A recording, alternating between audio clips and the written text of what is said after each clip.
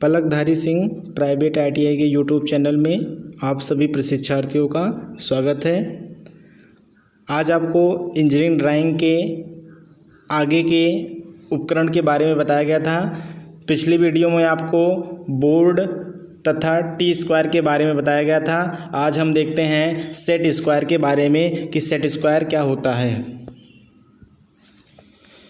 देखिए, जो set square होता है ये इंजीनियरिंग ड्राइंग का एक महत्वपूर्ण उपकरण होता है जो पारदर्शी प्लास्टिक का बनाया जाता है। किसका बनाया जाता है? पारदर्शी प्लास्टिक का बनाया जाता है। अब देखिए वो प्लास्टिक होता क्या है, तो वो होता है सेल्यूलाइड नामक का जो होता है पारदर्शी प्लास्टिक होता है जिसके द्वारा सेट स्क्वायर का निर्माण किया जाता है। अब देखिए जो सेट स्क्वायर होता है वो एक सेट में दो होते हैं। एक सेट में कितने होते हैं? दो होते हैं। अब देखिए दोनों कैसे होते हैं। इसमें जो पहला सेट स्क्वायर होगा उसमें जो पहला कोण होगा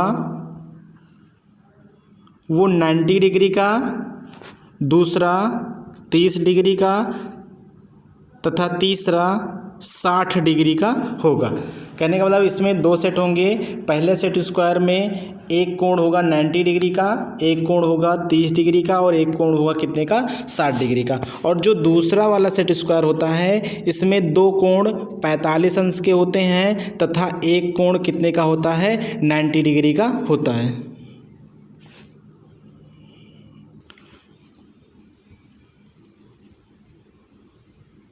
देखिए इसमें एक कोण आपका 90 डिग्री हो गया, एक कोण आपका 45 डिग्री हो जाएगा और एक कोण कितने का होगा जाएगा? 45 डिग्री। कहने का मतलब जो सेट स्क्वायर होगा इस सेट स्क्वायर में दो सेट होंगे। पहले सेट का जो कोण होगा एक का 90 डिग्री का होगा, एक का 30 होगा, एक का 60 होगा। जबकि जो दूसरा वाला होगा उसमें एक कोण 90 का तथा दो कोण कितने का होगा? 45 डिग्री का होगा। अब देखिए जो सेट स्क्वायर होते हैं इसका यूज करके हम 15 के गुणज में कोण बना सकते हैं। गुणज कहने का मतलब कि अगर हमको 15 के गुणज में कोण बनाना हो तब हम उस कोण को सेट स्क्वायर के द्वारा बना सकते हैं। जैसे देखिए पेपर में आपके पूछा जाएगा कि क्या हम 40 अंश के कोण को हम बना सकते हैं सेट स्क्वायर के द्वारा? तो नहीं बना सकते हैं क्योंकि ये कोण जो है वो 15 के गुणज में नहीं है। 15 के गुणज का मतलब हो गया 15 दूना 30, 45, 60, 75, 90, ये सब क्या होते हैं? 15 के गुणज में। कहने का मतलब जो संख्या आपको एग्ज़ाम में दी जाएगी क्या ये सेट स्क्वायर के द्वारा बनाया जा सकता है, तो उसको आप क्या करेंगे? 15 से डिवाइड कर देंगे। अगर वो 15 से पूरी तरीके से कट जाएगा तो वो कोण जो होता है सेट स्क्वायर के द्वारा बनाया जा सकता है, अन्यथा उसको बनाया नहीं जा सकता। तो देखिए सेट स्क्वायर का पहला काम होता है कि 15 के गुणज में कोण बनाना, तथा दूसरा इसका काम होता है कि एक रेखा के समांतर दूसरी रेखा को खींचने के लिए भी हम किसका यूज करते हैं? सेट स्क्वायर का यूज करते हैं। अब देखिए सेट स्क्वायर का यूज करके ही हम आइसोमेट्रिक व्यू जो आपका प्रक्षेप होता है वो हम बनाते हैं। अब देखिए सेट स्क्वायर में आपको दो चीज़ें याद रखनी है कि इसमें जो दोनों सेट होते हैं वो कितने कितने कोण का होता है और इसके मदद से कितने गुणज का जो है कोण बनाया जा सकता है। अब देख लीजिए अगर इसकी हम लंबाई की बात करें तो इसकी जो लंबाई होती है ये 20 सेंटीमीटर। 20 सेंटीमीटर का जो होता है हम सेट स्क्वायर यूज करते हैं। अब आगे हम देखते हैं चांदा के बारे में। एक बार इसको पिक्चर में देख लीजिए। देखिए सेट स्क्वायर कुछ इस तरीके का होता है। जैसा आपको बताया गया कि इसमें एक कोण 90 डिग्री का होगा तथा दो 45 डिग्री के होंगे और जो दूसरा वाला सेट स्क्वायर होगा इसमें एक 60 डिग्री का कोण होगा तो एक 30 डिग्री का होगा और एक कितने का होगा? 90 डिग्री का होगा। और जो सेट स्क्वायर होगा ये तभी आप काम में ले सकते हो जब ये दोनों सेट आपके पास अवेलेबल होंगे। तो एक सेट में कितने सेट स्क्वायर होते हैं? 2, और दोनों के कोणों को आप याद कर लीजिएगा कितना कितना कोण होता है। अब इसका यूज रहेगा तो कितने के गुणज में? 15 के गुणज में, अर्थात जो संख्याएं 15 से डिवाइड हो जाएंगी उनका कोण हम सेट स्क्वायर की मदद से क्या कर सकते हैं? बना सकते हैं। बाकी इसके अतिरिक्त जो है एक लाइन के समांतर लाइनें खींचने के लिए भी हम सेट स्क्वायर का यूज करते हैं। अब आगे देखते हैं हम चांदा के बारे में। देखिए चांदा जो होता है ये अर्धवृत्ताकार के रूप में होता है और इसका जो निर्माण होता है ये भी सेल्यूलाइड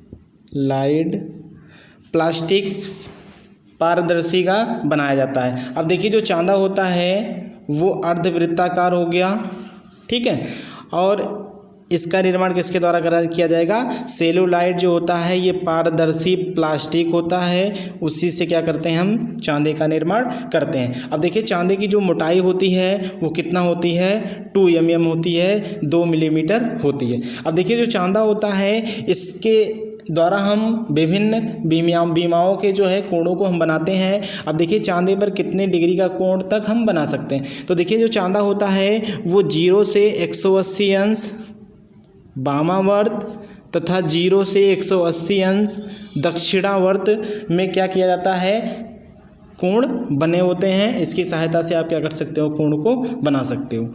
अब देखिए 0 से 180 अंश दक्षिणावर्त, 0 से 180 अंश वामावर्त में क्या किए जाते हैं? कोणों को दर्शाया गया होता है। अब देखिए चांदे की सहायता से आप सुगमता से क्या कर सकते हैं? कोणों को माप सकते हैं तथा विभिन्न बीमाओं की कोणों को आप क्या कर सकते हो? बना सकते हो।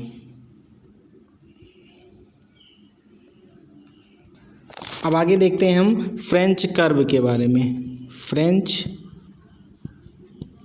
कर्व। अब देखिए ये जो फ्रेंच कर्व होता है इसका यूज हम उन आकृतियों को खींचने के लिए करते हैं जिन आकृतियों को या जिन आरेखन को किसी भी ड्राइंग उपकरण के द्वारा हम बना नहीं सकते हैं। कहने का मतलब अगर हमको बहुत छोटा सा वृत्त खींचना हो तो यहाँ पे हम कंपास की मदद से वृत्त नहीं खींच सकते हैं, तो वहाँ पे हम क्या करेंगे? फ्रेंच कर्व का यूज करेंगे। अब देखिए अगर जो है मान लीजिए कोई तिरछी लाइन खींचनी हो तो यहाँ पे भी हम क्या करेंगे? फ्रेंच कर्व का यूज करते हैं। अब देख लीजिए फ्रेंच कर्व कैसे होता है।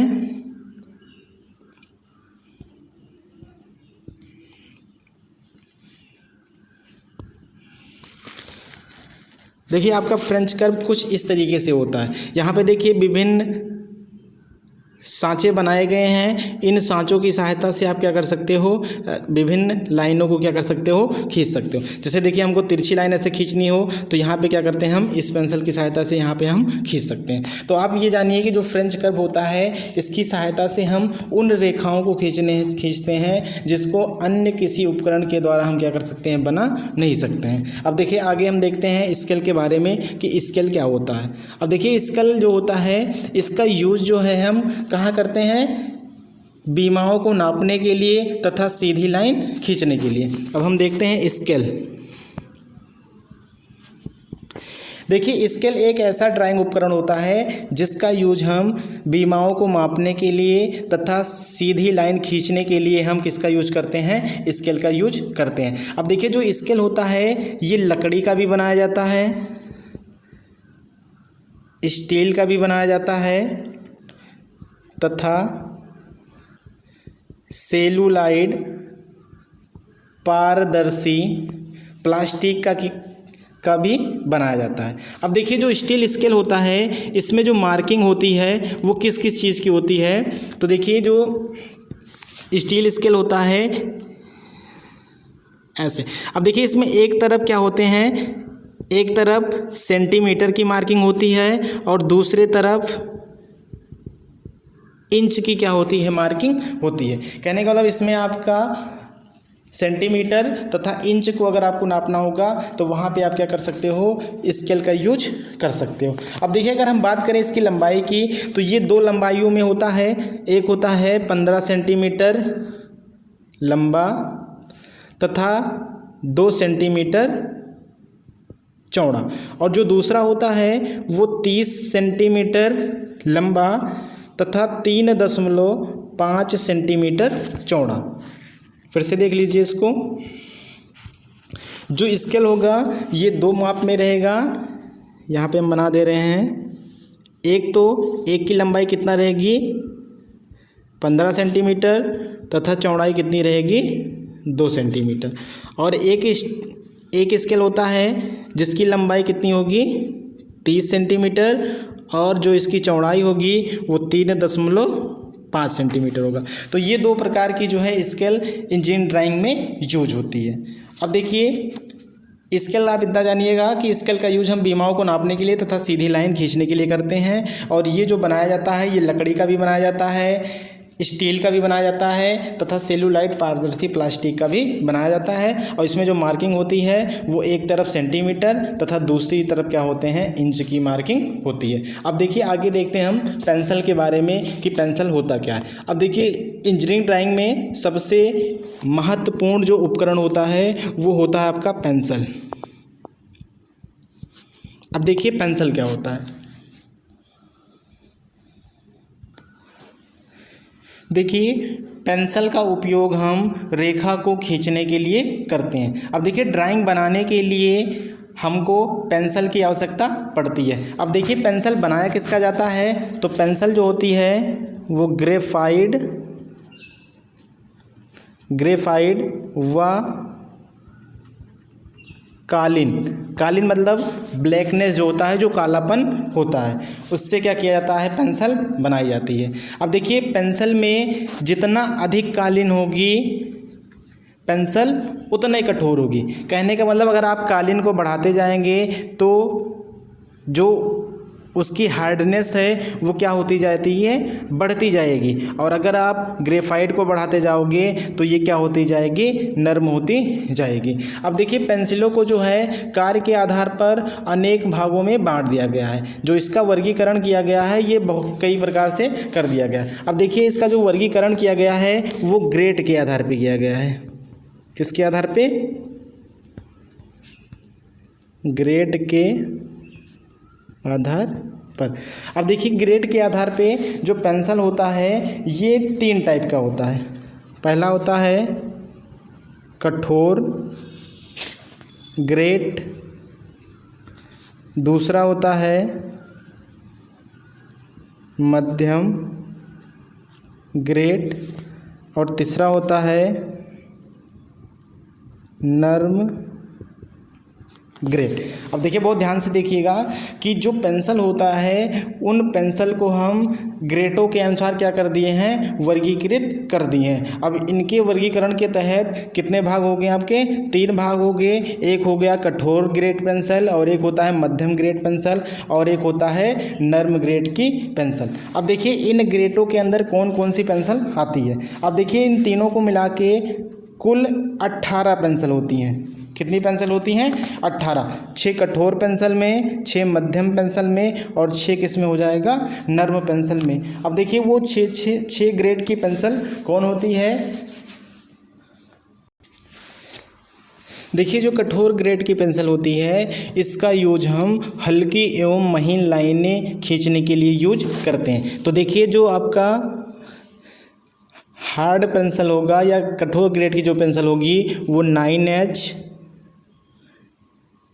8H 7H 6H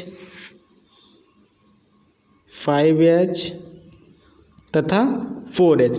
अब देखिए जो कठोर पेंसिल के अंतर्गत आएगी वो आपका रहेगा 9H 8H 7H 6H 5H और 4H। अब ये 6 पेंसिल जो होंगी वो किस ग्रेड के अंतर्गत आएगी,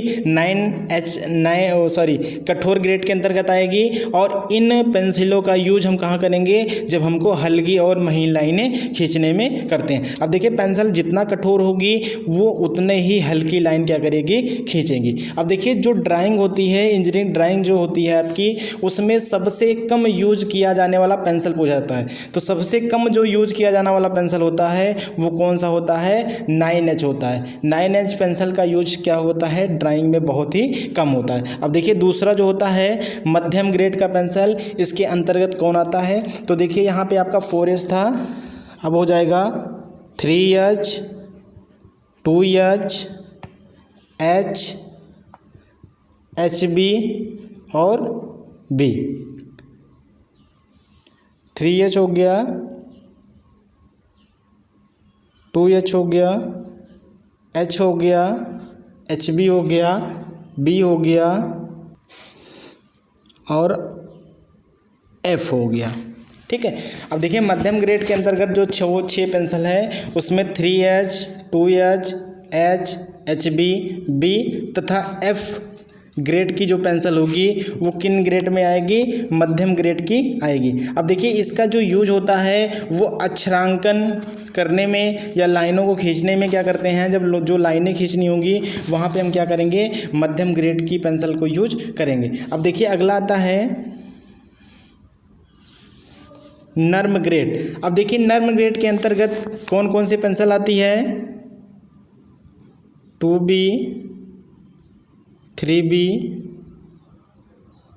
4B,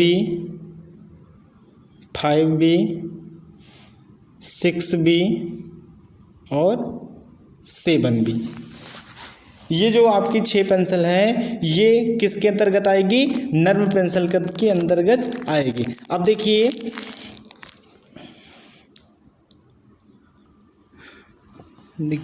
आपको बताया गया कि इंजीनियरिंग ड्राइंग में सबसे कम यूज की जाने वाली जो पेंसिल होती है वो कौन सी होती है, 9H होती है। अब देखिए सबसे ज़्यादा कौन सी पेंसिल यूज़ की जाती है, तो सबसे ज़्यादा यूज की जाती है 2H और H।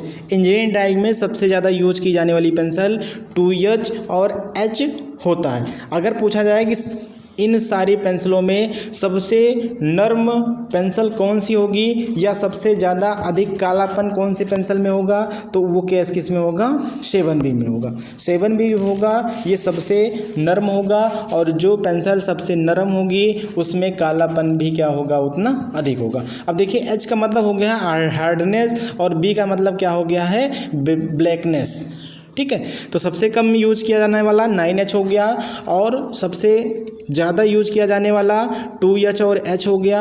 और सबसे अधिक कालापन कौन सी पेंसिल में होता है, तो वो कौन सी होता है, 7B में होता है। अब देखिए इसकी अगर पेंसिल की हम संरचना की बात कर लें तो पेंसिल की जो संरचना होती है वो षष्ठफलकीय होती है। कितनी होती है, षष्ठफलकीय।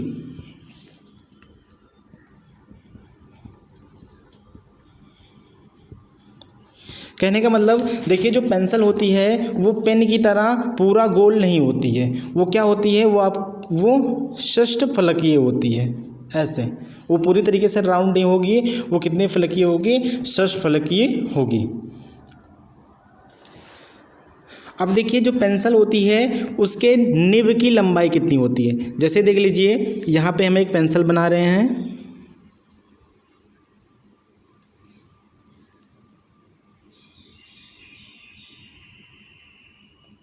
ये पेंसिल बन गई।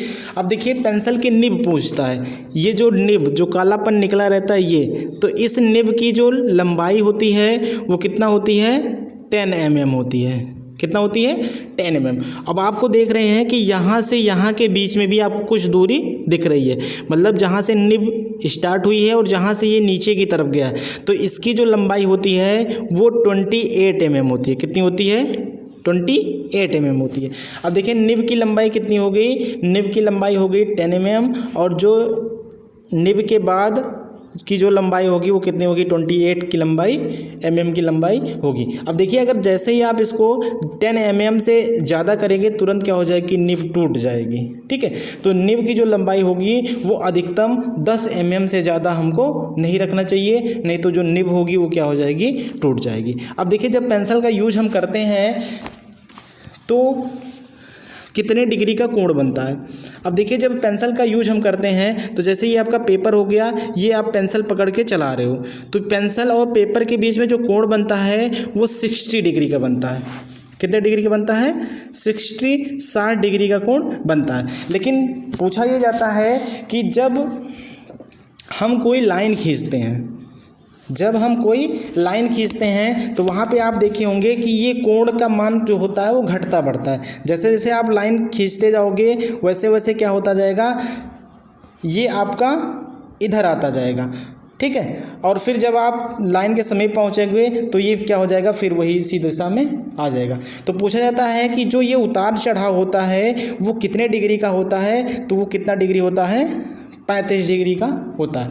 जब हम लाइन खींचते हैं तो जो कोणों में उतार चढ़ाव होता है वो कितने डिग्री का होता है, 35 डिग्री का होता है। और जो एक्चुअली में जब हम पेंसिल का यूज करते हैं फिगर बनाने के लिए, तब वहाँ पे जो कोण होता है वो कितने डिग्री का बना होता है, 60 डिग्री का बना होता है। ठीक है, अब इसमें आपको याद रखना है कि जो पेंसिल होता है इसका यूज हम क्या करने के लिए, रेखा को खींचने के लिए हम यूज करते हैं। अब इसको हम 3 ग्रेड में बांट देते हैं, एक होता है कठोर ग्रेड की पेंसिल, एक होती है मध्यम ग्रेड की पेंसिल और एक होती है क्या, नर्म ग्रेड की पेंसिल। अब देख लीजिए एक बार इसको फिर से,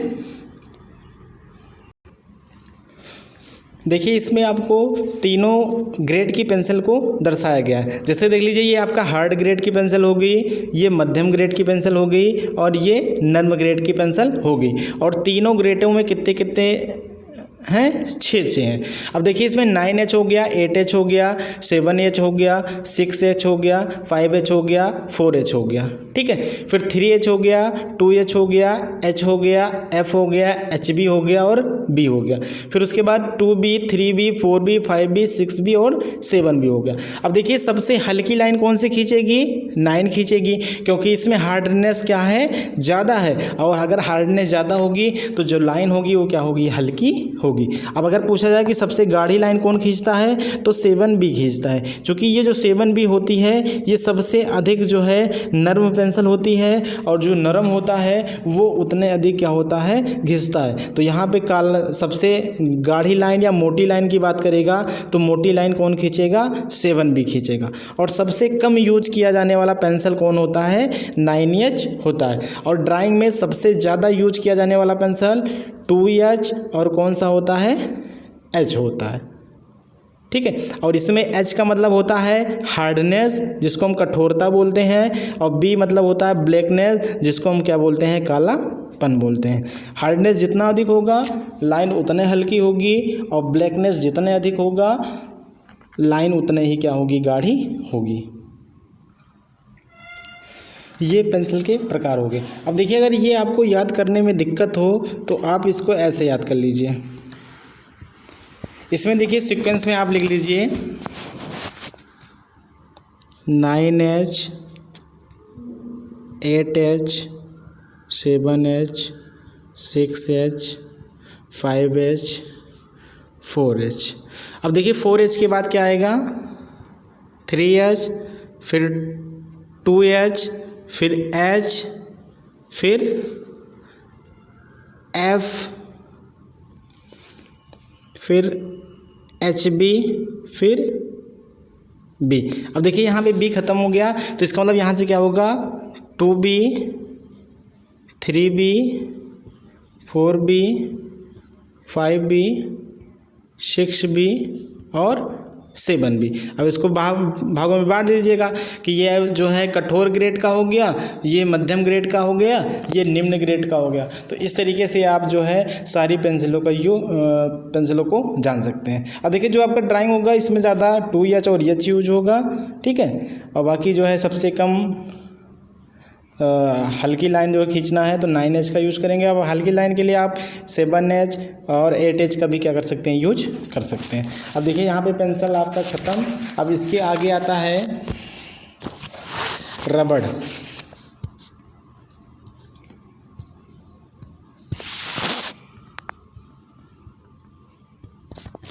अब देखिए रबड़ क्या होता है, जब जो है ड्राइंग शीट पर जो आकृति बनाई जाती है या जो लाइनें खींची जाती हैं, अगर उनको मिटाना हो तो उनको मिटाने के लिए हम क्या करते हैं, रबड़ का यूज करते हैं। अब देखिए जो रबड़ होता है ये लाइनों को तो मिटा देता है, लेकिन जो ड्राइंग का पेपर होता है उस ड्राइंग के पेपर को नुकसान नहीं पहुंचाता है। तो जो रबड़ होगा इसका यूज ड्राइंग शीट पर जो आकृतियाँ बनाई रहेंगी या जो रफ लाइनें खींची रहेंगी उनको मिटाने के लिए हम क्या करते हैं, रबड़ का यूज करते हैं। अब देखिए अगर आपको अच्छे किस्म की रबड़ यूज करनी है तो वहाँ पे ऐसा यूज करना है कि जो ड्राइंग पेपर पर कालिख ना छोड़े।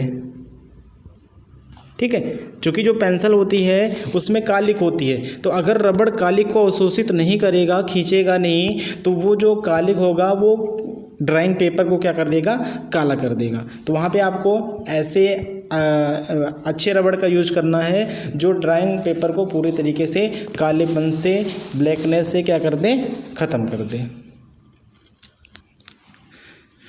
ठीक। ठीक है, आज की क्लास में बस इतना ही। अब कल आपको जो है ड्राइंग के अगले क्लास में जो है ड्राइंग पिन, क्लिप, सेलो पेपर, ड्राइंग शीट के बारे में बताया जाएगा। अब इसमें कुछ आवश्यक जो है उपकरण हैं वो बचे हुए हैं, उनको पढ़ा देने के बाद इस चैप्टर का आपका लास्ट में एक टेस्ट होगा, जो टेस्ट व्हाट्सएप ग्रुप में होगा और सभी को टेस्ट देना है। ठीक है, आज के लिए बस इतना ही, आज की क्लास में।